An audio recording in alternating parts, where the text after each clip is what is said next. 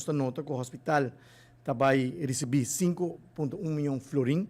Essa aqui, o hospital vai invertir em hyperbaric chamber, essa aqui seguro, lo trece benefício não para paciente que está tratar na Wanden Poli, paciente que está diabético, que essa aqui nós vai evitar que mais paciente não pia o mesmo guardo amputar, não lo receber também uma melhor qualidade de vida e também não herida não que está guardo tratar atender no momento aqui lo haya uma melhor qualidade de cuidado na Wanden Poli, que me segura essa aqui está adelanto, avanço grande para todos os que estão tratar atualmente na Wanden Poli.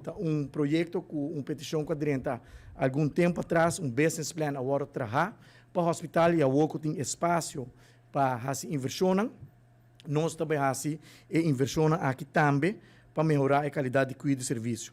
Também fazemos inversão para reduzir o workload na urologia e também reduzir o workload para todos os que têm problema de estômago.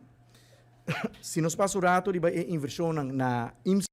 IMSAM também tem extra impulso de 4,1 milhão de florim.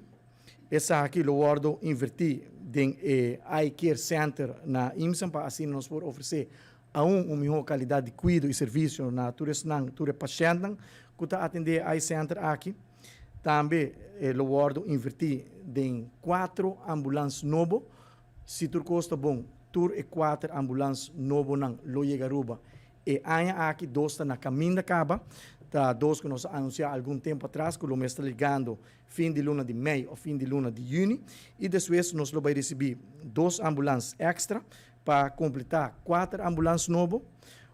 Custo total de mais de 1,5 milhão de florim que eu guardo invertir.